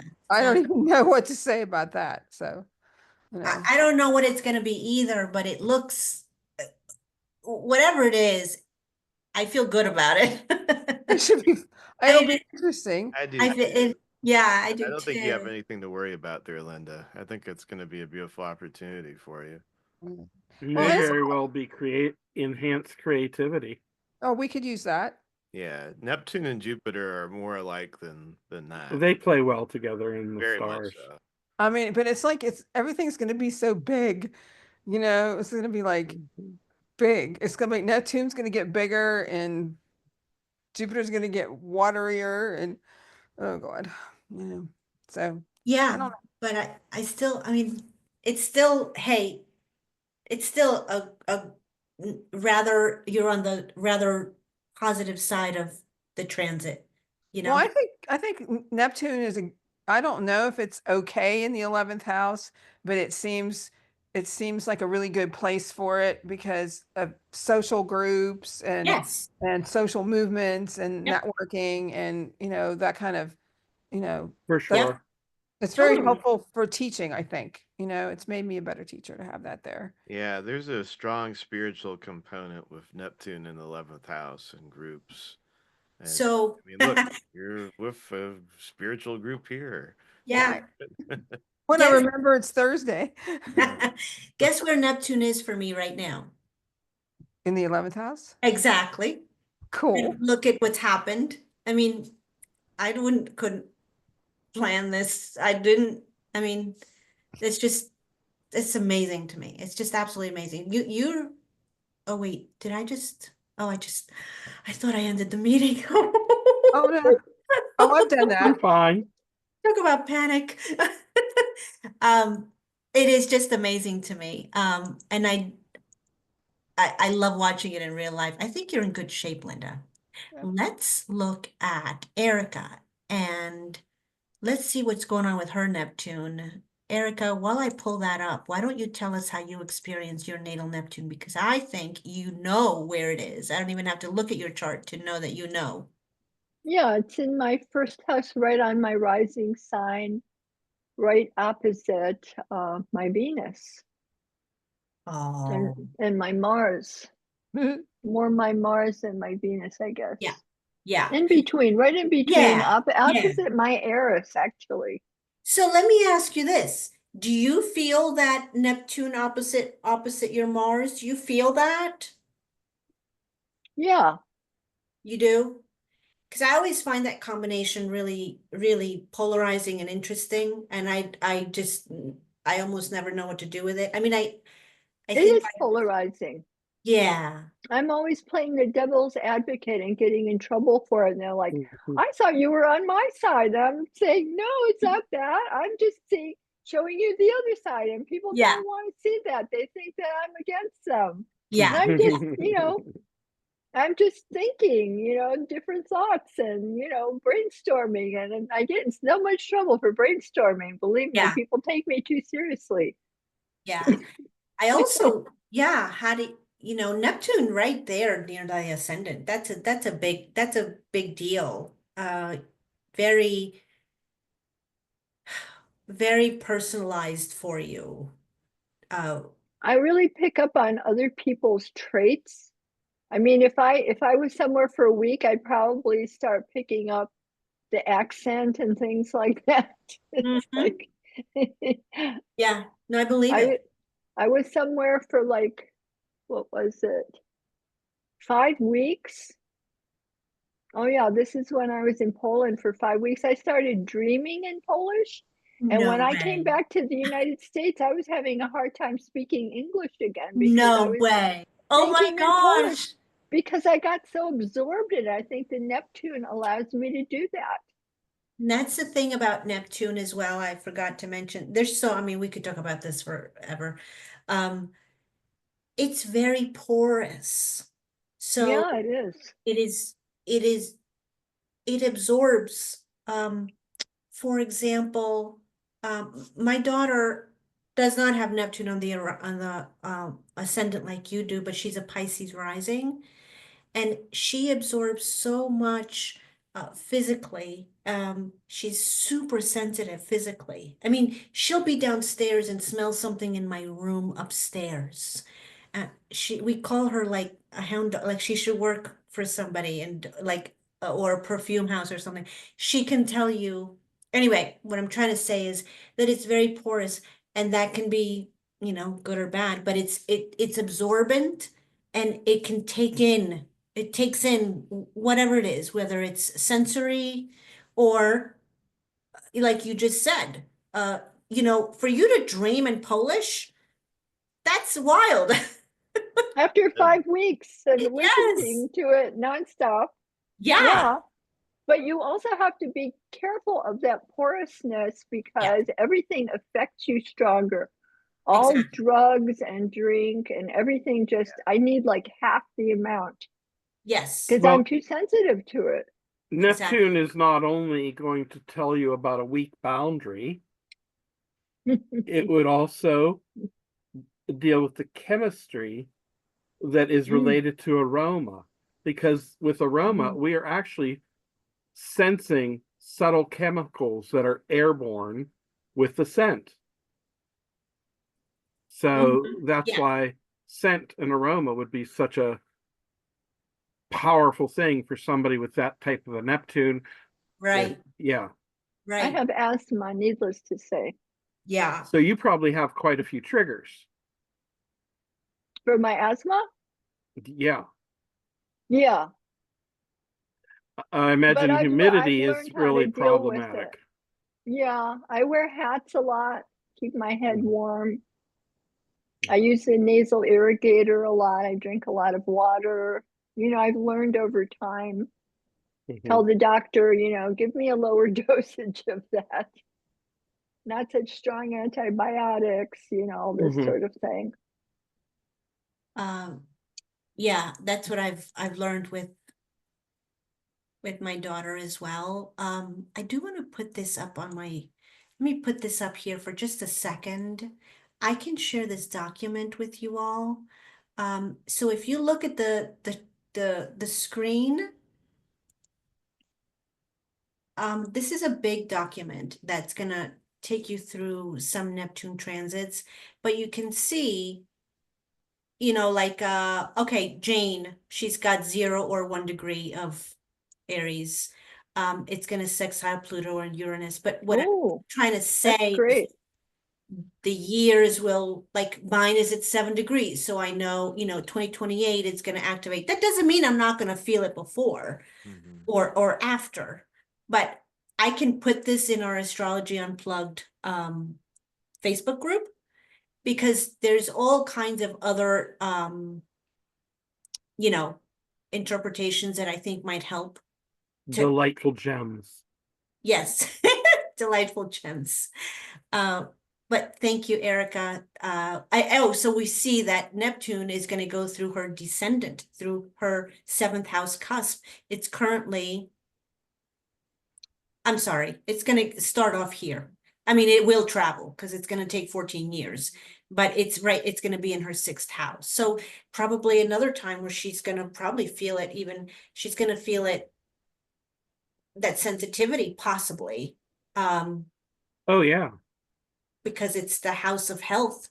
Um, Yeah. So body chemistry could already have been fluctuating since it entered into that 6th house at 13 degrees Pisces. So the second half of the Pisces transit, Erica, you may have been feeling that as well. yeah, Have You're to take muted. care of my bones so they don't get porous. Right. that's true. You know, I was Mhm. really glad you said you didn't break anything because Yeah. I know falls are, I mean, falls as adults, falls are really not good. We're no Um, longer bouncing babies. Yeah. no, no. I was very fortunate in that misfortune. No, you were, because it could have been a lot, it really could have been a lot worse. Oh yeah, absolutely. Let's look at May. Thanks, Erica. We're going to be Thank talking about this you. transit for a long time. This is just the beginning. This is for 14 years. So we're going to see what it's going to do with us collectively and individually for many, many conversations in the future. It So we look, actually is very relevant to things Rick spoke about because he brought to mind that we were going to go through some big stuff with the conjunction between yeah. Saturn and Neptune. And you know, one of the things that I'm so grateful for Rick for is he brought a lot of attention. My first reading with him, he brought a lot of attention to my own Neptune, which I didn't realize I had a T-square to my Neptune, so I didn't even pay much attention to it. He was probably one of the first things he said to me. And then it opened my whole brain, like, no wonder, because the T-square is so where the energy, no wonder I'd had such a hard time with it, but it could also work for me as I really kind of got more real with myself and became more serious about my spiritual life. Uh, but he talk about he used to talk about Pluto a lot, but he himself was a real Neptunian fellow. And he lived it. He really did. Very much so, Claudia. Yeah. Very And much. is really grateful that he opened that. He used to talk about, we used to have a lot of conversations about Neptune. Um, and the truth is, he really just, in some ways, he had really just started to really wrap himself around Neptune. And Hmm. how many years experience did he have? A So, lot. don't think that you're just going to get this in one night or 2 nights or 3 nights or 20 nights. We can do this for the rest of our lives. And that's one of the things that I love about astrology is that it is an endless study, endless. Absolutely. Yeah. So that if we look at May, we see that she's going to have it it's going to start out in her fifth house because Neptune, I want to be able to uh, do this. There we go. Neptune is about right here, right now. And it's going to travel through her sixth house. Sorry, this is hard to write. This is hard to do. But here in the fifth house, oh, that's such a, we talked about this before, May. We talked about how your creativity is coming into a time of maybe, or your self-expression in the Mm. world for yourself, being more not necessarily confident, but willing and okay with your own self-expression, whatever that means for you. That means something else for everybody. Maybe you start making cakes and you start decorating them, or maybe you just decide that you want to play the piano or you want to write, or perhaps it's just really that you want to dive into something more spiritual because it is in the Pisces area right now, but you will start doing something, I think, that's going to be possibly new territory for you. And it's going to trine all of this stuff right here. Sorry, not Capricorn, but Sagittarius. All these Sagittarius planets are going to have beneficial energy for the Neptune transit. And that's wonderful. Like we talked about with John, where he's going to have, so anything that you have in fire, Aries, Leo, Sag, is going to get a beneficial contact from that. That could be your sun, it could be your Mercury, whatever it is. So it's like the wind is going to be in your sails with this Neptune. And that's going to be, I rather like it. I mean, it also like like Linda's in the fifth house, it could be fun. It could be more joyous. Yep, sounds exciting. Yes. And then it's going to go through, and now this is going to take a while. This is going to take at least 5-8 years till you start, probably at least till you start feeling it in your sixth house. And that's your house of health, which is and day to day and how you are of service in the world. So that's going to look very different than in the fifth house. But I wouldn't worry about that yet because, right now you have such a nice opportunity for you to kind of like, I feel like you are in a way coming out of your shell in a way. And I don't, I know I don't really know you that well, but I feel it when I talk to you and the more we talk. So hopefully you're feeling some of these transits in a positive way. Yeah. Thank you. Yeah. Yeah, and I say that with a caveat because now I see that Pluto's on your moon. So that's a big one. That's a heavy, heavy one. We could talk about that extensively, and John can talk to you about it too. Um, First-hand experience with John, huh? yeah, Yeah. I yeah. mean, when I had my reading with Rick D, the Mhm. main message he gave me was I need to cut the cord from my past. I need to let go. I'm starting a new phase of my life. Yeah. Yeah. So that was the summary. Yeah. That's wonderful. And yeah, certainly not gonna argue with that interpretation at all because it's true. And this is so Pluto right now is at 3 degrees. You're going to be feeling this for a couple of years at least, intensely. And you'll be feeling it for a while, but it's like like right there right now. Mm. Which is such a, frankly, sometimes when I look at these transits with people and I see how old they are, I find it so meaningful when you have certain transits, you know, when you're younger, when you go through certain things and you're younger or, heavy things like that, it's very purposeful. All of this is very on purpose. The universe and God are always working on your behalf. And some of these Mm. transits are hard. They're hard. But Mm. as you know, and probably Rick expressed to you, it's time. Even Mm. if you may not feel like it's time, you will start to feel like, oh yeah, it's time. Mm. Yeah. Be Thank brave. you. Yeah. Thank you. Yes, Claudia, yes. while you load the next chart, I'm going to say it's really bringing up something that has been very apparent to me that we must always be doing our work.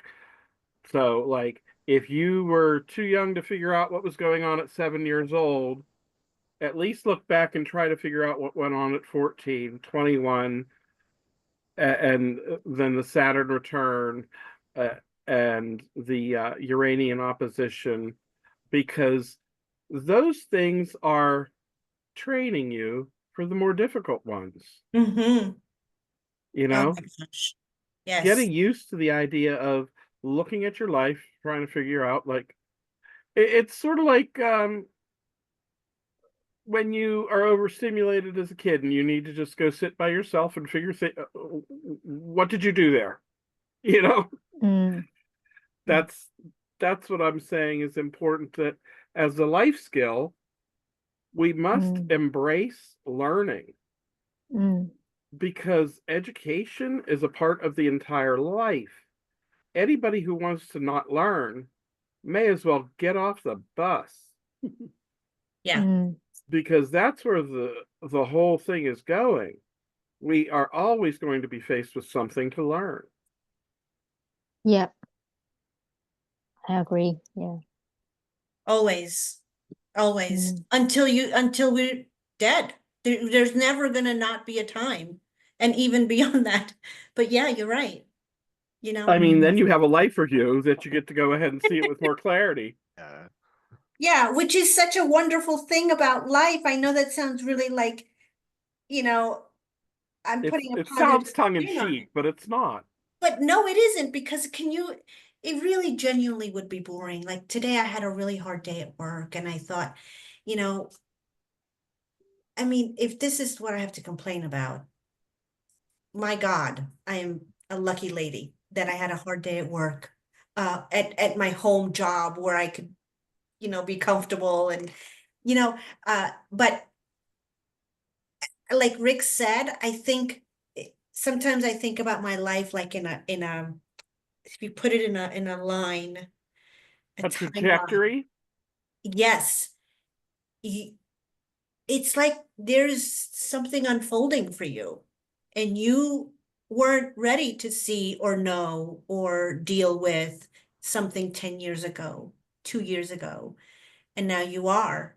And like we talked about in the beginning, I think experience and age, really it helps, because things that you just couldn't deal with when you were 27, when you're 57, you go, "Oh, okay," you put it in perspective.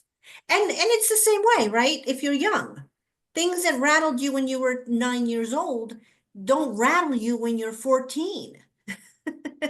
Mm. And so we Yep. go, and that's how God probably sees us. Sometimes I see that God sees us, we are his children, right? Mm.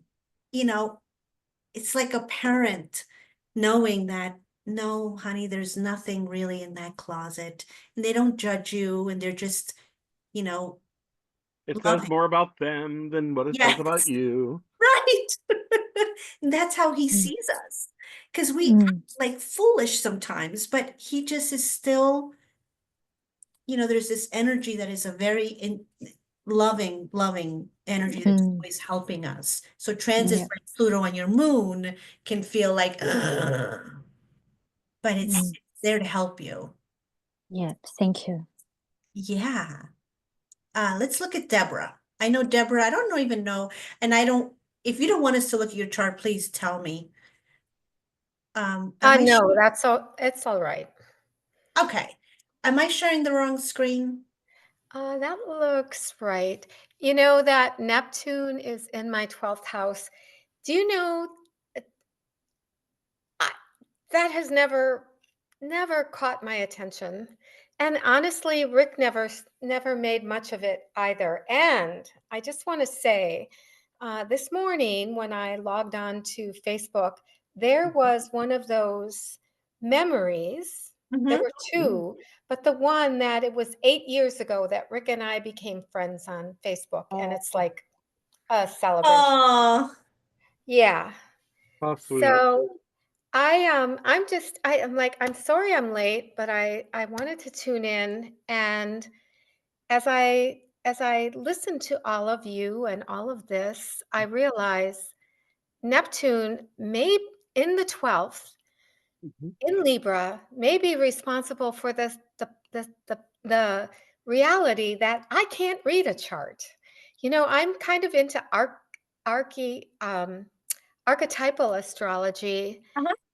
relative to what's happening in the world Yeah, as it unfolds right now. right. And but I look at a chart and I'm just kind of lost. I'm sort of like a dyslexic kid when it comes to Yeah. reading a chart. But seeing Neptune in the 12th just today, just now, and it may be Uh-huh. a gift from Rick D, Yeah. uh, gives me a lot to think about. Yes. And because Neptune will be transiting for the next 14 years, that's pretty much the rest of my life. Yeah. And I don't know if I'll ever get clarity. I have that feeling that I'll never have clarity about my tribe or where I belong. But then I also have my North Node in Pisces, um, which probably further complicates the problem. But it's okay. I'm kind of okay with it. But for someone who's been sure of herself all these years, it's bewildering right now. And not that I'm scared, it's not troubling, it's just bewildering. I don't know where I belong, really. Well, I'll say there's uniformity to have your North Node in Pisces and Neptune in the house that it is most comfortable. Neptune belongs there. Right. Which That's is what I'm why I'm saying. not full of anxiety over it, huh? Maybe? Quite likely because you're born with it Mm-hmm. and it has a balanced approach. So your very watery experiences are intellectually observed. right now. It's How right. does that strike you, that thought? In the context of my life review, which I sometimes Hmm. lapse into, I never fit in anywhere. But do Quite you find honestly, that you have looked at your emotional experiences with an intellectual perspective? yes, but also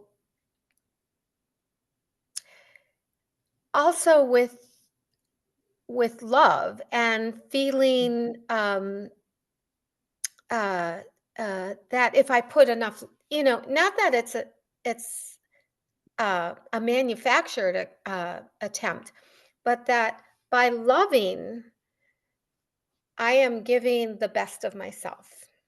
And so I've loved Mhm. my jobs. I've loved the causes I've stood up for. I've loved everybody in my life that has that hasn't been someone kind of like a saboteur or anything. And they, I've moved on, they've moved on, and I feel like I'm floating. I do. I have to be honest. Yeah. But I also feel like, well, it's okay, you know? Deborah, that sounds very much to me like it's not, it could be related to your Neptune, but it also sounds like you are living more and more in your North Node placement, which I is think so. one, I mean, I can honestly say I also see a Buddhist perspective that I would equate with the Neptune being in Libra. Yeah, Do you that's not find yourself connecting with Buddhist thinking? well, I don't know it well, but maybe I've been scared of it because, it is too close. Mhm. well, It is an Eastern thought, and there is certain stuff that I'll unpack with you at some other time regarding that, because there are some things that it says about the self, and I can't remember to put it into the best of words. Sure, that's okay. Yeah. Well, I would love to hear your thoughts. No hurry. Mhm. I'm not going anywhere. I did travel last month, and I was in Sicily and Malta, which are just Mm. beautiful places. And ever since I've been back, I've just wanted to live way up there, far uh-huh. away places, the whole Mhm. world. And it's really hard to get back into the reality of day to day life. And I'm lucky because I'm retired, so I don't have to. And I don't want to. And I resist, being too rigid about today is Thursday, today is Friday, what day of the Yeah, week it is. So, and that's wonderful. when I have to travel the extent of freeway that I always traveled in my work life, it just bothers me. I just want to grab a bottle of wine on my way back up the stairs and like forget. Mhm. I don't want anything reminding me of when I was in the workplace, in the corporate world. So, yeah. Yeah, I I love it for you. That's Thank you. fantastic. I'm Yeah. serious. I want to get to that point. That's excellent. Uh, Yeah. I right hope now, you get there soon. It's a lovely place. I uh, mean, it's not it can also be unsettling because, routine is just something we get acclimated to for many years of our lives. And then as we get into the last quadrant, you know, Mhm. the questions come up. And yeah, especially if we're not working, especially if we're not distracted by day to day, routine right. stuff. Yeah. So, Yeah. so You that's Oh, um, Uranus being in the ninth may have something to do with all the flexibility you seem to encounter with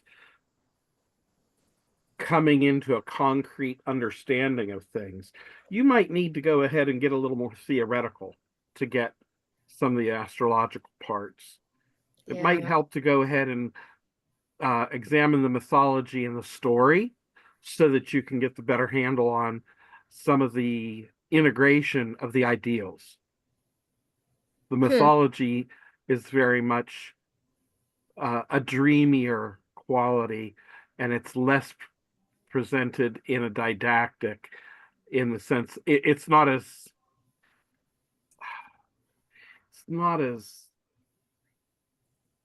let's just say that concrete education, if you were to think of it as liturgical, looking at the mythology and the stories are more literary and romanticized and smoother, easier to enjoy.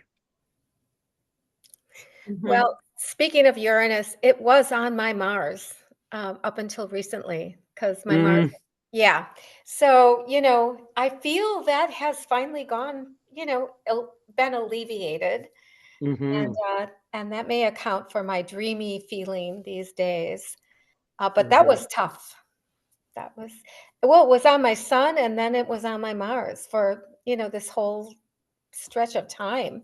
And I was Right. angry during that time, very angry. Mm-hmm. But it's definitely eased up now. Mm-hmm. It's astounding. It's astounding how accurate astrology is. That little bit of it that I understand. Yeah. And that Oh, Rick knew. oh Rick yeah. saw it. Yeah. Yeah, and Uh, you're nearing your Uranian return. Oh, I know. I'm well Mm-hmm. aware of that. So, yeah. I just that's wonderful. I do see the same thing with your chart that May and Linda have, which is it's right now it's in the fifth house, so it's gonna travel through this area of your life, which is this is the self-expression, the artistic, the creative, the fun area. fun. Yes, I am praying for fun. yeah, Yeah. yeah. That's a great place for it. Um, the fifth house is one of my favorite houses, but that's where it is now, and it's going to continue to be in that house for years. Yeah. Well, thank you. It was so nice to be with you tonight. I'm sorry I'm not always around, but Thursdays are tough for me. So Yeah. for a Well, variety it's of good to reasons. see you. Come all the time or anytime. Okay, I I will. do want to look at Catherine's if she'd like me to do Yeah. that. Sure.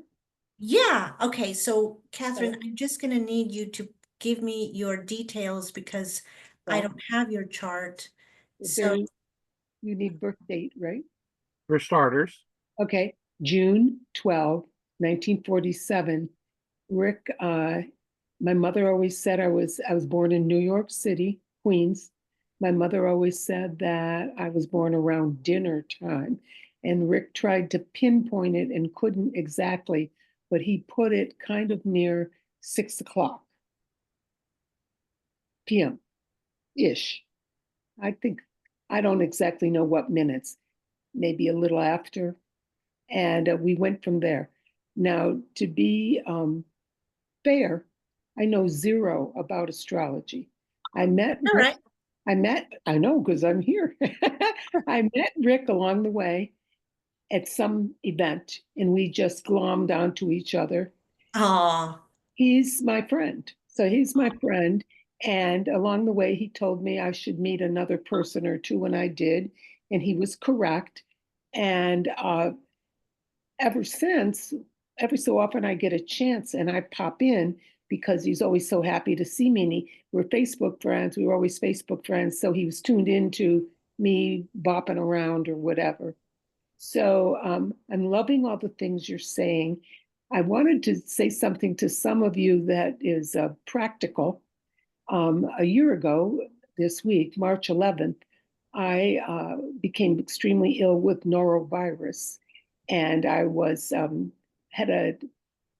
I'll keep it simple. I had basically a fall that was so bad in my apartment. It was in Rhode Island. My husband and I lived in an apartment. that we now believe I had a concussion from the front. We don't know how, chipped teeth and everything, pretty bad. And then later, I got up and he left me to go into the other bathroom. So I was alone again. He thought I was good. And then I felt like I was going to vomit again. And I made the way to my bathroom and I never woke up. I went backward and he found me retching like an animal. I don't know how long I was knocked out. So he called an ambulance because he couldn't revive me and he thought I was dying. There was blood everywhere because my head was split open. Oh my And gosh. so I woke up in an ambulance. And the first thing the guy wanted to know is if I knew who I was and where I was. And I said, yeah, I'm in Warren, Rhode Island, in front of our apartment, and it's cold in this ambulance. I had like bottom of jammies on and a vomiting t-shirt, Yeah. a blustery wind. And he said we were going to Rhode Island Hospital, which made me in my brain a little nervous because Rhode Island at Providence has a problem with their bridges and they were narrowed down. The one bridge shouldn't ride on it. So it wasn't a fast trip to the hospital. When I got there, I was sixth in line for the emergency room, and I was in the hallway for 6 hours with all kinds of people. Anyway, it was a 14-hour event. Mm-hmm. And, actually, truthfully, I faked that I wasn't dizzy. I had to prove I could go to the bathroom by myself, so I just went. And then we just put a blanket over my head, and my husband put me in a wheelchair. I kept saying I was the Blessed Mother. I didn't have shoes or anything. They put some slippers on me, and we went home. And it wasn't until morning when I went to get up that I realized my body banged the wall, the dresser, the wall, and then I vomited in the bed. So I have doctor girlfriends who are younger. I have lots of friends who are younger than I am. And we started realizing that I had vertigo, severe, and probably a concussion. Oh. As it turned out, I wanted to give you some tips about vertigo. So I had vertigo, and my son had it. I have a son who's now 50, but he had it a bunch of years ago where he was hospitalized. So he learned a technique and he sent the video to YouTube to me. And I had to do it on myself. And that's called the Epley, E-P-L-E-Y maneuver. And even though I was spinning like a top, I had to get in the middle of the bed and do it. And what I learned about was that we have 3 canals in our ear, and the back one is the one for vertigo. And when I got so knocked out, I didn't know this word, but I knocked the crystals out of my inner ear. And if you knock the crystals out of your inner ear, you can't get your balance no matter what you do. They have to be put back in. So there's a way of tilting your head and moving it a certain way and angling it. The video is excellent. So I got back in my chair, texted my son that I did it. Thank you, I feel a lot better. And he said, oh no, Mom, you got to do it at least 2 more times. So I did, and I could walk kind of, pretty well. So then the friends kicked in and we found a place where I could get that therapy in Rhode Island. So I was returning to Pittsburgh 2 weeks later for Easter. And at that same time, I used to sell real estate in Pittsburgh. I lived across the street from the guy who's the head of concussions for the football players, Steelers, the high school where I live, etc. So he's a busy guy. So I bullet pointed. He's not like a guy I call up and chat with. So I bullet pointed everything I had, and he called me within 5 minutes, and he told me what to do, which was opposite of what my girlfriend said.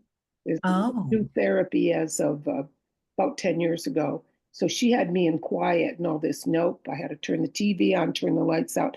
You have to put yourself in situations that aggravate your brain. Otherwise, you won't ever learn. You'll stay right where you were. And he said, you'll never drive again. You won't do anything scary. So I started doing that. Didn't drive, but I did what he said, and I continued therapy where they make you practice walking and moving your head like this and trying to walk straight without falling over. So I did all I could in Rhode Island for 2 weeks, and eye charts and wiggling my eyes every which way. And then in Pittsburgh, he saw me at 7:30 in the morning the day after Easter, and he told me what kind of a concussion I had from my experience. It was sympathetic nervous system, and it was all the stuff I just told you. And then I had therapy for 2 more weeks intensive before I returned to Rhode Island. So basically, and he told me that he thinks I would be a good patient, that I would get better in 2 weeks if I focus. And he also said, have you driven yet? And I go, no, of course not. My husband drove me here, and he says, well, you're driving home today. So I'm pretty good, except if I'm in traffic too much, too fast. I will revert to saying I'm a concussion patient, because it may never go away 100%. But that Epley maneuver saved me to even live. I couldn't even stand up. So hopefully that's helpful. And I don't know where my Neptune is, but what I can tell you, in this stage of life, in June, I'll be 78. I feel more grounded than ever in life. Usually I'm an airy person. People talk about, I lived in a condo building, and my girlfriend said, you don't belong on the 8th floor, you belong on the earth. You're already airy by personality. So she's right. I need land, a little flowers in the backyard, a little landscaping. So I do feel great in this house, which is only a mile from the condo. And I've been, in June, I will have been married 2 years, remarried. I was on my own about 14 years. Married 39, 4 kids. He has 4 kids. And we're finally figuring out, after being together going on 6 years, on off. He lived in Rhode Island, I lived in Pittsburgh, that we are finally feeling like we live here. His first time, like very recently. And due to medical issues for him, he has become I'm positive he's my purpose, because I'm all about love. So I'm serving him, and he needs to be served because he's, had medical things happen. Yeah. And somebody has to look out for him, and he's been widowed and all that jazz. And then the fun part is, he found me on Facebook I told you, about almost just now, 7 years ago. We went to high school together in Western New York, and he was just a kid I knew, and I was a girl, Oh. so that wasn't destined. It feels destined, but we didn't think it then. We didn't think anything of it. We had like a lot of life to live in. We did, but we were in some of the same areas, but a different time of life. It's Long Island. I never did Rhode Island, but he did Long Island, worked in New York City. I was born in New York City. Went every year with my mom, so feels like home, but I hadn't been there in years. So just New York City felt comfortable. It drew me back to my childhood when my mom was alive, and we did twice a year maybe. So that's all. I don't know a lot about astrology, but I was attracted to Rick, and I just felt I should hang out with him, if that's a statement that makes any sense. I grab it. I'm very selective about my friends. All my friends are goddesses, full-time goddesses, or we just don't click. So I do have a tribe, and I call it the Motley Crew, because they don't necessarily all know each other, but every so often I get these ladies together. But whoever I hang out with is an extraordinary human being. Oh. I learned something from each one of them. Yeah. And Quite beautiful. it is. My life is quite beautiful. It's very joyful. I wake up. It's not. I somehow started in the 70s with no assistance or help in gravitating toward books and things that led me to realize like who I really was, kind of young. And mentally, I've kind of lived my life like I'm on a vacation. So when I hear the corporate things, I'm educated and all that, but I can't be confined. I can't be a teacher in a classroom, but I can teach every day, one-on-one. I owned a business with my former husband. I was trying to get him a job, and we owned a business. And then the last bunch of years, about 14 or so, I ran it, and it sold. June will be 3 years. So, and I'm grateful because it was 7 days a week. And I gravitate to hair. And as a little kid, started cutting hair at 12, and then I ended up owning these salons where all we do is cut hair. That's weird. And but not that I cut hair. Like, I graduated from college and from cosmetology school the same week.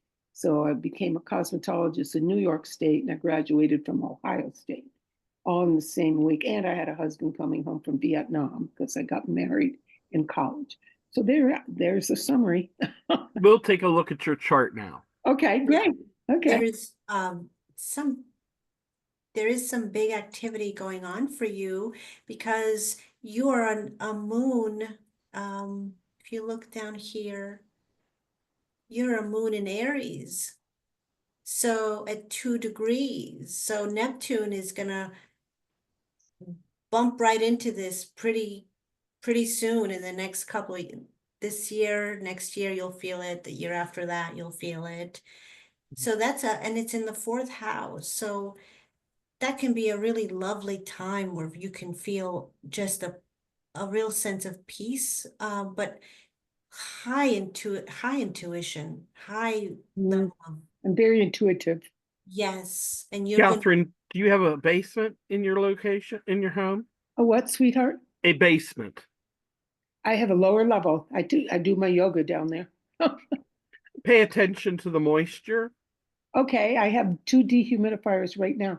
If they ever have the habit of kicking off, be sure that they are functioning at the early stages of this, because at the beginning you can get some of the stronger expressions of that, and 4th house water issues often can create some flooding. Well, interesting you should say that. That is when I'm going off to see my younger daughter in LA next week. But when I get back, I'm doing spring jobs. And the way my house is, Pittsburgh's a bunch of hills. I don't know if you're aware of that, but oh yes, the grain a hill. I'm on a hill. Then there's a hill behind me. Then there's a hill behind that. So I do have some water draining off my hill landscaping, and I'm going to speak to a company about diverting it. I'm aware of it in the back corner. And great. Being a former real estate agent, I take care of every detail. So that's on my spring list. Yeah, if you happen to have French drains, you might want to make sure they're up to date. We don't, but we have to talk about doing it externally, not internally, because I just had the whole inside redone and I don't want to chop it up. It's a lot of money, but we'll figure it out. I'm aware of that. The other thing is I don't have the dehumidifier on constantly because I like to see, I kind of have fun getting muscles, lifting the thing and dumping it. And that sounds dumb, but I like to see how much moisture comes out. If it's a day with 1, if it's 2 days before I get 1 load. And so I monitor it, not perfectly, but semi-regularly, which is enough that you're not ignoring it. like every time I go down to do I don't know, I go exercising at the Jewish Community Center in the pool. I come home, I hang up a towel down there, and I dump the dehumidifier. I'm just keep humidifying an eye on it.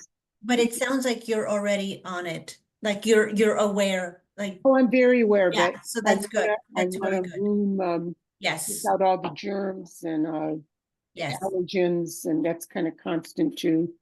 I was listening to the other lady. You said so many things that I have. I have a fabulous nose, so I could stand at the top of the stairs. Excuse me, Jane, much love to you and have a blessed time until we see you again. Bye, Thank Jane. you. So much love to you all. Yes. Thank you. Thank you. Yes. Bye, Jane. Hi, Jane. Bye-bye. Here. Hi, Jane. Erica was talking about her sensitivity. She was like nailing me. I'm so reactive to drugs, medication, drugs, that I'm your girl. It'll be over. I mean, I've had on an emergency room table with breaking a wrist. I've had the doctor standing there with my daughter saying, "My mom's a lightweight. My mom's a lightweight," having him knock me out, and then they had to bring me back just to straighten out the wrist. They do like a kind of Chinese torture thing to get the bones all lined up. So So I'm very aware of drugs, and I, even as a young girl, I'm not a drinker, maybe a glass of wine, maybe a half a glass, just because I wanted to be there, but I don't care, so can't say I drink anything really, but I'm not against it. I just stuff doesn't feel good in my body. I'm speaking of hair, I have hair products. I'm allergic to many of them. So I'm down to what works now. I work with a naturopath and she muscle tests everything supplement wise that goes in my body. And I've been doing that for 20, 25 years. Oh, that's awesome. That's Yeah, great. she is I awesome. could see the Neptune opposing your moon could lead to that sensitivity. But in any case, we're going to have to wrap up soon, but I Good. want to Thank you. just let you know that Neptune on your moon can really be, your intuition's going to be really on fire, even more so. And just, I think I'm at the very time, intuitive. I worked with I was in a group that maybe this led to some of Rick that were, my friend was very psychic, animal and humans. And I was in an intuition group for 14 years every month. And that's how I kind of learned to trust and grow my intuition. So yes, I'm that's pretty, great. pretty Yeah. fearless with the intuition. I can see that. We have a new person, Tonda. I don't know if that's your name, but welcome. Please come back anytime. I Hello. don't have your. My real name is Deb. Oh, hi, Deb. Oh, Oh, Deb. Deb. Hi, Deb. I'm a Luddite, so never mind. And Well, please join us anytime. We're glad to have you. We are going to have to wrap this up, but I just want to say thank you to you and to Rick for doing this, because it's very kind of you to continue his memory and his talent and share your knowledge with us. I appreciate it a great deal. we love it. Yeah, Rick and I actually started studying at the same time from different Wow. perspectives. I've heard him speak Yeah. of you, like he sometimes would say Rick and Rick. Rick and Rick, the Ricks. I know, and I have to now. I still say Rick D, Rick C. Yeah. But next time we meet, it's going to be March 27th. It's going to be the day that Venus goes into Pisces, still retrograde, and it's also Jane's birthday.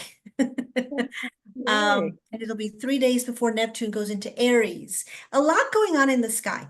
But join us next time on March 27th. And around the next eclipse. Exactly. Yes. Yes. The next eclipse is 2 days later. Yes. And we will be talking about emotional intelligence.